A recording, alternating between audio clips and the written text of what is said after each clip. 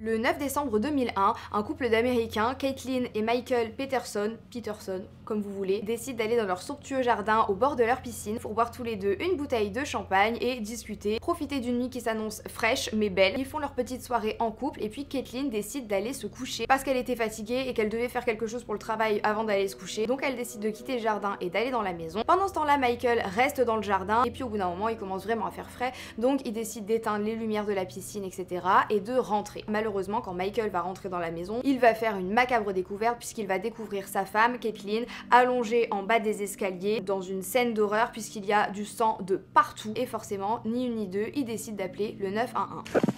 Durham 911, where's your emergency? 1810 Cedar Street, please. What's wrong? My wife had an accident. She's still breathing. What kind of accident? Down on the stairs. She's still breathing. Please Is come. she conscious? What? Is she conscious? No, she's not conscious. Okay, Please. how many stairs did you What? fall down? Huh? How many stairs? Stairs. How many stairs? Calm down, sir. Calm down. No, 15, 20, I don't know. Please, get somebody here right away, please. Okay, somebody's dispatching the ambulance while I ask you questions. It's a Forest Hills, okay? Please, please. Hey! J'espère que vous allez bien ma team YouTube, moi ça va très bien et aujourd'hui je suis super contente de vous retrouver pour une nouvelle vidéo histoire d'horreur. Comme d'habitude je le répète mais dans ce genre de vidéo je vais avoir la voix un tout petit peu plus posée parce qu'étant une fan de ce genre de vidéo je les écoute avant de m'endormir. Le but étant de vous poser, de vous raconter une histoire tout simplement qui cette fois-ci est extrêmement mystérieuse. Comme c'est bientôt la Saint-Valentin, j'ai décidé de parler aujourd'hui de l'histoire d'un couple. Cette histoire d'horreur mystérieuse est vraie, elle est assez récente et je vous conseille vraiment de rester jusqu'à la fin de la vidéo puisqu'il y a une espèce de plot twist qui vraiment me rend complètement dingue. On croit que c'est une histoire facile et qu'on comprend tout et puis quand on commence à creuser on se rend compte que finalement on ne sait peut-être pas tout. N'hésitez pas à vous plonger dans le noir, à prendre un petit café, une petite tisane, un verre de vin, ce que vous voulez. Moi je serai au café décaféiné, oui mesdames et messieurs. Et avant qu'on commence cette histoire, j'ai essayé d'upgrader au niveau du son donc j'espère que ça vous plaira. Et puis voilà, si vous êtes content de me retrouver dans ce contenu qui est ultra demandé, n'hésitez pas à exploser le compteur des likes pour que j'en refasse vite. N'oubliez pas non plus de vous abonner pour ne pas rater les prochaines et d'aller voir la playlist consacrée aux histoires d'horreur. Sur ce, c'est parti. Cette histoire elle prend place dans la ville de Durham, en Caroline du Nord, donc aux États-Unis. Et vous l'avez compris, il s'agit du couple Peterson. On va découvrir évidemment la personnalité du mari et de la femme, mais Michael c'est un auteur à succès qui est aussi journaliste et Caitlin elle c'est une célébrité mondaine. Elle organise beaucoup de soirées, elle reçoit beaucoup de monde à la maison etc. Et à côté de ça, elle travaille aussi, elle est ingénieure, elle est très haut placée dans son entreprise et elle gagne extrêmement bien sa vie. Le couple Peterson il est vraiment décrit comme hyper uni. Tout le monde dit que vraiment dès qu'ils se sont rencontrés ça a matché comme deux âmes sœurs. Ils ont énormément de points communs. Déjà ils sont très intelligents tous les deux, ils ont beaucoup de charisme, ils vivent dans la maison la plus belle et la plus chère du quartier le plus huppé de la ville. Leur maison est juste magnifique, c'est même pas une maison, c'est un manoir, il y a 14 chambres. Donc si vous voulez, c'est vraiment un beau couple qui à première vue a vraiment réussi sa vie. Ils ont une belle maison, beaucoup d'argent, eux entre eux c'est l'amour fou. C'est vraiment un couple goal comme on pourrait dire. Ils sont invités de partout, tout le monde veut être ami avec eux. C'est des gens qu'on veut avoir à ses côtés et ils se sont rencontrés en 1992. Michael lui il est né en 1963 et c'est un fils de militaire donc il a beaucoup voyagé dans sa vie mais il arrive dans cette région là pour étudier la science politique à l'université de Duke qui est quand même une sacrée université. Là-bas il est comme un poisson dans l'eau, il édite dans le journal de l'université, il fait partie d'une société secrète, il est vraiment bien réputé et juste après ses études il s'engage dans la marine, il part au Vietnam et quand il revient il est médaillé plusieurs fois pour son courage et tout le travail qu'il a accompli là-bas. Il va continuer à énormément voyager et il va se marier une première fois et avec sa première femme ils vont avoir deux enfants, deux petits garçons. En 1983 il écrit un roman qui concerne la guerre et ce roman va quand même pas mal fonctionner donc il devient un auteur à succès. En 1985 il y a une de ses amies très proches qui meurt en Allemagne et comme ils étaient hyper proches elle lui confie la garde de ses deux filles. Du coup Michael et sa femme se retrouvent avec leurs deux garçons et maintenant les deux filles de cette amie. Ils ont donc 4 enfants et malheureusement pour eux ils divorcent en 1991. Caitlin elle est décrite comme une élève excellente et elle est aussi allée à l'université de Duke donc c'est pour ça que vraiment ils sont considérés comme un couple hyper intelligent, très cultivé, tout ça. Et elle aussi, elle rencontre son premier mari, ils construisent une famille mais elle finit par divorcer. Du coup elle et Michael sont deux parents célibataires et ils se retrouvent un jour à être voisins puisque Michael va emménager dans le quartier de Caitlin et c'est là qu'ils vont se rencontrer et avoir un coup de foudre. C'est donc une belle petite famille recomposée qui prend place dans le quartier et comme je vous l'ai dit ils organisent beaucoup de fêtes, ils reçoivent énormément, ils font plein de dîners, il y a toujours toujours un peu du monde à la maison. C'est vrai que Caitlyn, elle adore ça, recevoir les gens, et en plus elle est hyper talentueuse dans ça. Tout le monde en fait rêverait d'être une autre comme Caitlyn puisqu'elle mène une vie de famille, elle est ingénieure et très bien placée dans son entreprise, elle gagne bien sa vie, elle cuisine, elle s'occupe de la maison, enfin bref, c'est un peu la femme parfaite comme beaucoup rêvent d'être en fait aux États-Unis. Mais malheureusement, comme je vous l'ai dit, le 9 décembre 2001, tout va basculer et le rêve va tourner au cauchemar. Ce soir-là, ils décident de passer une soirée en amoureux, de profiter de leur jardin, de s'ouvrir une bouteille de champagne, de boire, de discuter et comme n'importe quel couple le ferait. Autour du timing, il y a plusieurs versions. Il y en a qui disent que Caitlyn est rentrée et que Michael est rentré pas longtemps après, et il y en a, je crois que c'est la version officielle, qui disent que Michael est resté 3 heures dehors de plus dans le jardin avant de rejoindre Caitlyn dans la maison. Donc on se dit un peu, bon, il faisait frisquer et tout ça, qu'est-ce que Michael a fait pendant 3 heures dans le jardin tout seul? Dès que Michael retrouve le corps de sa femme dans leur maison, évidemment il appelle les secours tout de suite. 911, where's your emergency? 1810 Cedar Street, please. What's wrong? My wife had an accident. She's still breathing. What kind of accident? Down on the stairs. She's still breathing. Please Is come. she conscious? What? Is she conscious? No, she's not conscious. Okay. Please. How many stairs did you What? fall down? Huh? How many The back stairs? stairs. How many stairs? Calm down, sir. Calm down. No, 15, 20, I don't know. Please, get somebody here right away, please. Okay, somebody's dispatching the ambulance while I ask you questions. It's in Forest Hills, okay? Please, please. Et quand la police arrive, Caitlyn respirait encore, elle avait les yeux ouverts, mais les policiers diront que elle avait le regard vide. En fait, quand on voit ça, on sait très bien que la personne est morte. Même si elle respire encore, il y a peu de chances de la sauver. Elle gisait dans une mare de sang, il y avait du sang partout dans les escaliers, il y avait du sang sur les murs, il y avait du sang sur ses vêtements, il y avait du sang à la plante de ses pieds, et certaines taches de sang paraissaient déjà un peu séchées. Ce qui voudrait dire que ça ne vient pas de se passer là, maintenant, sur le moment. La police est vraiment choquée de voir toute cette quantité de sang parce qu'il faut savoir qu'il y en a énormément, et même s'ils sont habitués à voir des choses horribles, ils sont pas habitués à voir autant de sang sur une scène de crime, d'accident, de drame. Du coup, quand ils voient tout ce sang, ils décident immédiatement d'appeler des experts là-bas aux États-Unis, enfin peut-être même en France, il y a plein de types d'experts, et il y a aussi des experts par rapport au sang qui sont capables un peu de dire ce qui s'est passé par rapport aux projections de sang, à la quantité de sang. La police emmène Michael dans son propre bureau pour déjà lui éviter de trop voir la scène de crime, et puis pour commencer à lui poser quelques questions, et il trouve que Michael est un petit peu confus, on dirait pas trop qu'il vient de perdre sa femme puisque Caitlyn entre temps évidemment morte. Il est là sans être là, il le trouve bizarre. À côté de ça, sur la scène de crime, les experts continuent de tout analyser et ils se rendent donc compte qu'il y a du sang effectivement sur les murs, mais qu'il y en a aussi sur la porte et sur le canapé. Ils remarquent aussi qu'on dirait que certaines traces de sang ont tenté d'être effacées, en tout cas elles ne sont plus nettes et quelqu'un y a clairement touché. L'évier dans la cuisine sans l'alcool, ils retrouvent à côté de l'évier 2 coupes de champagne. L'une d'entre elles a évidemment été utilisée, il y a des empreintes dessus, etc.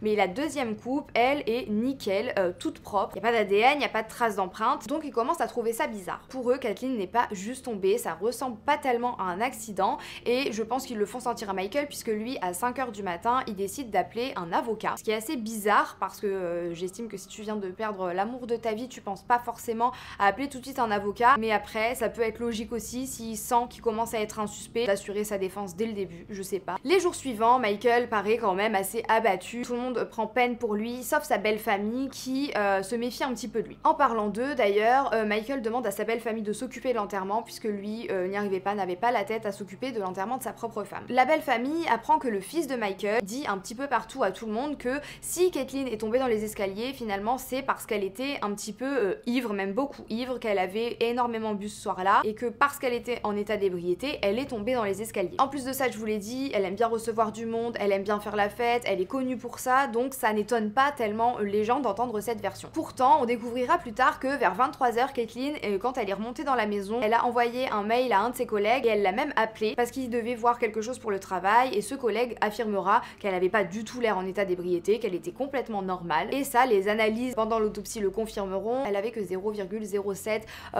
grammes, j'espère que je me trompe pas, d'alcool dans le sang. C'est vraiment peu puisque à ce stade c'est encore légal de conduire, donc vraiment elle était très loin d'être ivre. Pendant ce temps-là, la police, elle continue son enquête, elle commence un petit peu à fouiller dans le passé de Michael et Caitlyn, et donc Michael, je vous l'ai dit, c'est un auteur à succès qui est aussi journaliste. Il écrit régulièrement dans un journal, et c'est là où ça va un petit peu poser problème dans l'enquête, c'est qu'il écrit énormément sur les gens qui ont du pouvoir, sur les avocats, les policiers, il dénonce beaucoup de bavures policières, donc certains diront que que la police était pas très neutre dans cette histoire parce qu'ils l'ont un peu pris en grippe, comme Michael disait haut et fort qu'il était un peu contre toutes ces formes de pouvoir. D'ailleurs, pour contrer ça, en 99, Michael s'était présenté en tant que maire, mais malheureusement pour lui, à force de faire parler de lui comme ça, il a attiré la lumière sur lui et des personnes ont, pour le décrédibiliser, déterré certains de ses mensonges. L'un de ses mensonges, c'est que Michael boitait et il a toujours clamé que c'était une blessure de guerre, donc c'est pour ça aussi qu'il avait été médaillé pour son courage, blablabla. Et en fait, on se rend compte qu'il boite parce qu'il a juste eu un accident de voiture. Forcément, ces mensonges-là ne sont pas pardonnés. Vous savez peut-être comment c'est aux États-Unis, surtout en politique. Un homme politique, s'il se fait cramer en train de mentir comme ça au public, c'est très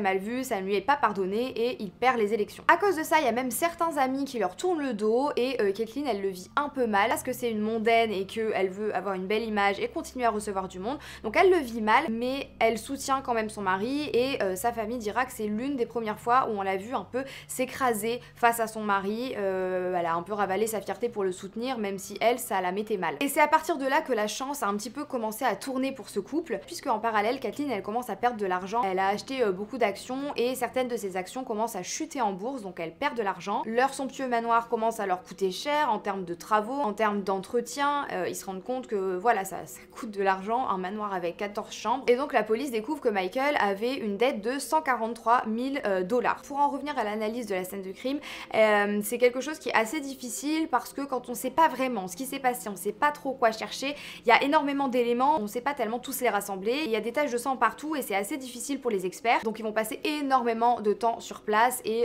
ça fait forcément beaucoup de bruit dans ce quartier qui est huppé, je vous l'ai dit, de voir la police passer autant de temps chez les voisins que tout le monde rêvait d'avoir en ami. Et à force d'enquêter, Michael devient un petit peu le suspect numéro 1, puisque quand ils se rendent compte qu'il avait des soucis d'argent, ils se rendent compte que quand même il restait quelque chose au couple, leur assurance vie. En cas de décès de Caitlyn, Michael pouvait gagner 1,8 million $. Forcément, déjà qu'il était un petit peu suspect, que la police ne l'aimait pas beaucoup, là ils se sont dit c'est forcément le mobile, ils avaient des soucis d'argent, l'assurance vie était à 1,8 million $, c'est pour ça que lui l'a tué. Pour les proches de la famille, c'est complètement impossible, Michael n'a pas tué Caitlyn, et pour eux ça a plutôt l'air d'un complot politique. Encore une fois, Michael était engagé et ils ont l'impression que tout ça a été un petit peu mis en scène pour qu'il se retrouve en prison et qu'il perde en crédibilité. Puis le rapport d'autopsie tombe. La médecin légiste est directement formelle, pour elle ça n'est pas une chute dans les escaliers qui a tué Caitlyn. Elle note plusieurs lacérations au niveau de son crâne, il y en a 7 au total, mais par contre le crâne n'est pas fracturé, c'est important de le noter et je vous expliquerai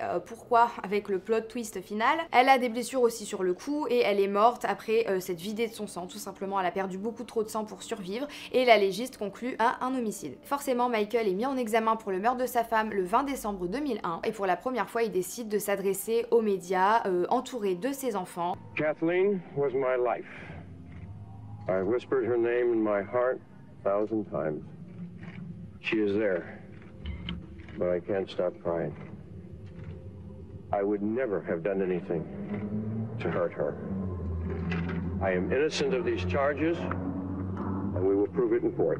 Il est libéré sous caution après 1 mois d'emprisonnement et à côté de ça, il continue à clamer son innocence. Il attend calmement son procès mais il continue à dire ce n'est pas moi, je ne suis pas coupable, je n'ai pas tué ma femme. Et pourtant, le mystère s'épaissit et beaucoup de choses viennent appuyer la théorie selon laquelle c'est lui qui aurait tué sa femme, puisque pendant son enquête, la police reçoit un appel hyper étrange. C'est l'appel de la sœur d'Elisabeth et Elisabeth c'est la femme qui est morte en Allemagne en 1985 et qui a confié la garde de ses filles à Michael. Et en fait, pourquoi c'est extrêmement mystérieux? Parce que cette femme a été retrouvée morte en bas de ses escaliers d'une hémorragie cérébrale et l'une des dernières personnes à l'avoir vue vivante n'est autre que Michael. À l'époque, la police avait conclu à un accident et Michael avait fini par adopter ses 2 filles. Du coup, ça commence quand même à faire beaucoup de coïncidences et la police décide d'exhumer son corps en 2003. Et finalement, après analyse, on retrouve des lacérations sur le crâne de cette femme aussi. 7, comme Caitlyn. Forcément, après cette nouvelle, à part ses enfants, plus personne ne croit Michael innocent. La fille de Caitlyn, elle, ne croit plus non plus Michael. Elle dira qu'elle cherche même pas à ce qu'il soit puni, elle veut juste la vérité et forcément savoir ce qui est arrivé à sa maman. Ce qui est assez étrange dans cette histoire, c'est que si Michael a fait ça pour avoir l'argent de l'assurance vie. C'est un peu ballot puisque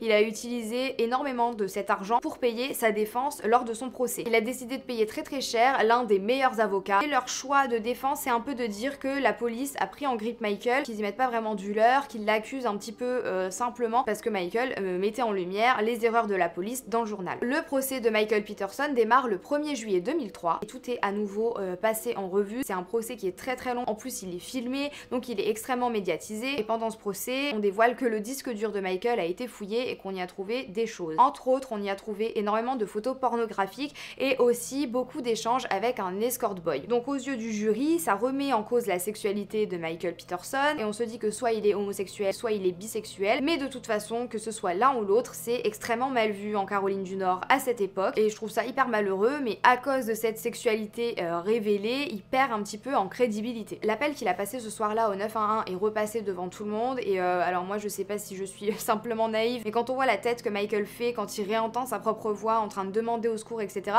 je sais pas, moi ça m'a vraiment fait mal au cœur, les enfants aussi derrière qui sont en larmes, ça fait beaucoup de peine. Okay, somebody's dispatching the ambulance while I ask you questions. It's a voice hill, okay? Please. Okay, sir, somebody else is dispatching the ambulance. Okay, is she awake now? Hello? Hello? Et la défense insiste bien de toute façon sur ce côté émotion puisqu'ils disent au jury mais écoutez en fait vous voyez bien que cet appel c'est pas l'appel d'un homme qui vient tuer sa femme, c'est juste impossible de tuer de sang-froid sa femme et d'ensuite passer un appel dans un tel état de panique et de choc. L'accusation elle fait tout pour que Michael paraisse coupable, on reparle des traces de sang qui ont eu l'air d'être effacées et on parle aussi de gouttes de sang qui ont été retrouvées ce soir-là à l'intérieur du short de Michael et les experts finissent par conclure que ces traces de sang n'ont pu se retrouver à l'intérieur du short de Michael que s'il se tenait au-dessus de Kathleen en train de la frapper. Sinon, autrement, ça n'aurait pas pu se projeter à l'intérieur de son short. Les amis d'Elisabeth, la femme qui est morte en Allemagne, sont eux aussi appelés à la barre pour témoigner et ils décrivent un petit peu la scène à l'époque et on se rend compte qu'il y a vraiment des similarités avec la scène de crime de Kathleen puisqu'il y avait effectivement aussi beaucoup de sang partout, il y en avait sur les murs mais très très haut sur les murs. L'une de ses amies qui fait 1m80 dit qu'il y avait des taches extrêmement haut que même elle ne pouvait pas atteindre sur les murs, les plafonds et que si c'est juste une chute, un accident, etc. on a du mal à comprendre comment du sang s'est retrouvé aussi haut. La défense décide de montrer une reconstitution de la potentielle chute de Kathleen. Pour eux c'est bien une chute mais elle serait tombée en fait en plusieurs fois puisque c'était un escalier qui couvrait 3 murs il me semble. Encore une fois c'était une énorme maison donc les escaliers eux aussi étaient grands et en fait elle serait tombée en plusieurs fois et c'est pour ça qu'il y aurait vraiment du sang de partout. L'un des soucis dans ce procès pour l'accusation c'est qu'ils n'avaient pas trouvé d'arme du crime. Je vous l'ai dit, la police a passé énormément de temps sur les lieux, ils ont cherché l'arme du crime, ils l'ont pas trouvé. Par rapport aux blessures de Kathleen, c'était un objet contondant, difficile à dire, qui était assez précis pour pouvoir donner des coups et faire ce genre de traces, mais en même temps ne pas non plus lui fracturer le crâne. Et pendant le procès, la sœur de Kathleen se souvient qu'elle a offert au couple un tisonnier. C'est maniable dans l'escalier, ça peut blesser, on se dit que ça pourrait être ça. Et comme par hasard, la défense retrouve ce tisonnier pendant le procès avec aucune trace de sang, des toiles d'araignée dessus, beaucoup de poussière puisqu'il était tout simplement dans le garage. Et là on se dit non mais comme par hasard, la défense trouve la potentielle arme du crime alors que la police a passé énormément de temps sur les lieux et qu'ils n'ont jamais trouvé ce tisonnier. À la fin du procès, après 13 semaines d'audience, le 10 octobre 2003, Michael Peterson est déclaré coupable d'homicide avec préméditation. We, the 12 members of the jury, unanimously find the defendant to be guilty of first-degree murder. Just the 10th day of October 2000. Il est condamné à la prison à vie sans possibilité de sortie et quand le juge lui demande s'il a quelque chose à dire après la nouvelle de sa condamnation, il dit qu'il a rien à dire à part que il aime ses enfants. Is there anything you want to say before the court imposes judgment? I'd like to say.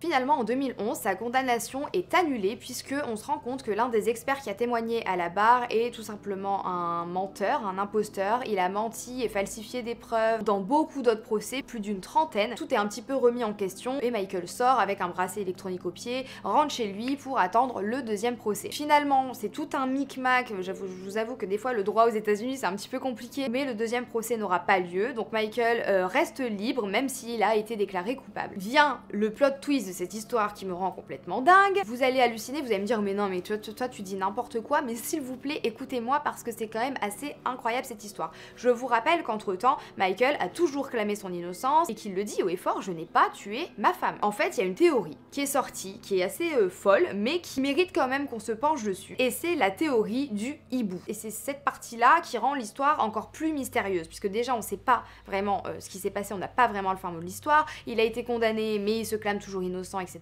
etc. Et là il y a la théorie du hibou qui paraît. En fait il y a un voisin du couple qui est avocat et amateur de chasse qui suit cette histoire forcément. Je vous l'ai dit, c'est un procès qui est médiatisé, donc il y a des photos de la scène de crime qui sortent, des photos de l'autopsie, etc. Vous pourrez les retrouver si vous voulez. Moi je vais essayer de vous mettre quelques schémas mais je veux pas non plus vous choquer. Et en fait cet avocat il est amateur de chasse, il adore ça et il reconnaît sur le crâne de Kathleen des traces qui pourraient être des traces de hibou. La théorie étant que Kathleen, en rentrant dans la maison, a été attaquée par un hibou qui se serait posé sur son crâne et qui l'aurait attaqué dans la maison et peut-être qu'elle serait montée en courant pour essayer de s'en défaire et que le hibou n'aurait pas lâché l'affaire et l'aurait fait tomber dans les escaliers. Sur le coup, on peut se dire non mais c'est complètement fou, ce n'est pas possible, ça paraît improbable. Sauf que les traces sur le crâne de Kathleen correspondent tout à fait aux traces que pourrait faire un hibou. Je vous l'avais dit, son crâne n'avait pas été fracturé. Je me dis si quelqu'un la frappe par exemple avec un tisonnier, avec un objet contondant, c'est dur à dire, hein, vraiment je vais pas y arriver, on a quand même vite fait de fracturer un crâne et elle a 7 lacérations mais aucune fracture, aucun œdème. En plus de ça, des particules de plumes de hibou sont retrouvées dans les cheveux de Kathleen. On retrouve aussi dans sa main gauche des éclats d'écorce d'arbres et pendant les analyses, on avait retrouvé quelques gouttes de son sang dans le jardin et aussi sur la porte qu'elle a empruntée pour rentrer dans la maison. Donc si son mari l'avait tuée dans les escaliers ou dans la maison, normalement on n'aurait pas dû retrouver de sang dans le jardin et sur la porte, à moins que lui-même après avait du sang de Kathleen sur lui et est parti dans le jardin faire je ne sais quoi, cacher l'arme du crime, je sais pas. Ils avaient eux-mêmes dans leur jardin un nid de hibou. Les attaques de hibou sont extrêmement violentes. Beaucoup ont dit non mais quand même c'est pas un oiseau qui va tuer une femme, nanani nanana. Sauf que certains experts ont ressorti des images d'hommes extrêmement costauds, très très forts, qui se faisaient littéralement agresser par un hibou sur un parking. Il y a des vidéos de caméras de surveillance, etc. Et même des hommes avec des gros gabarits, etc. se faisaient totalement maîtriser par le hibou parce que le hibou peut être très agressif et très fort, il a énormément de force. S'il s'agrippe sur le crâne, c'est très difficile de s'en défaire.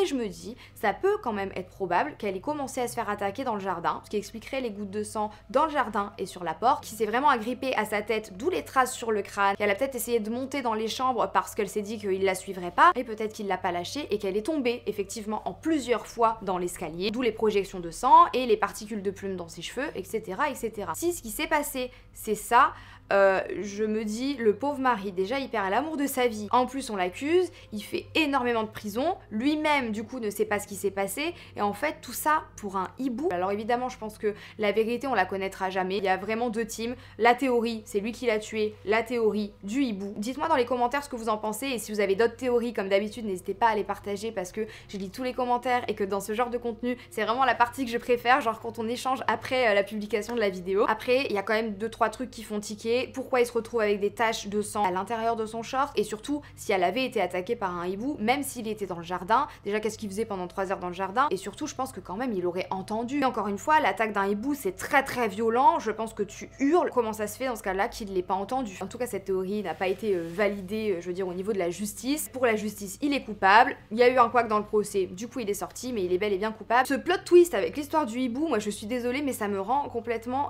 dingo. J'aimerais tellement qu'on connaisse la vérité. J'ai l'impression qu'il y a quelque chose de pas clair en fait dans cette histoire, mais c'est mon instinct, c'est mon intuition. Évidemment vous me direz ce que vous en pensez dans les commentaires, j'ai vraiment trop hâte de voir ce que vous en pensez. Est-ce que pour vous c'est juste le mari qui a tué sa femme, ou est-ce qu'elle aurait été attaquée par un hibou, ou peut-être même par une tierce personne? En tout cas ma team YouTube, j'espère que cette vidéo vous aura plu. Moi j'ai adoré me renseigner là-dessus, noter toutes les petites infos et faire ce tournage. Vraiment je m'éclate à chaque fois quand je fais ces contenus. Si vous avez aimé le regarder, n'hésitez surtout pas à me le faire savoir en explosant le compteur des likes et en vous abonnant si c'est toujours pas fait. J'en profite aussi pour vous rappeler que récemment je me suis lancée sur Twitch et que on s'amuse plutôt pas mal. D'ailleurs si vous aimez tout ce qui est histoire d'horreur, etc., il y a des rediffusions qui sont encore disponibles, mais j'ai terminé enfin mon premier jeu d'horreur qui est Outlast. Et si vous voyez cette vidéo à sa sortie jeudi, vendredi et samedi on commence un nouveau jeu qui est aussi une histoire de mystère, un peu horreur mais qui fait pas non plus très peur, qui est Little Hope. Donc c'est un jeu narratif avec des choix multiples, etc., et selon les choix que je vais faire et qu'on va faire ensemble parce que vous allez m'aider, l'histoire et la fin de l'histoire va changer. On fait ça vendredi et samedi, et puis dimanche on fête la Saint-Valentin entre zizettes en live. Et sur ce, moi je vous fais très gros bisous, je vous dis à la prochaine,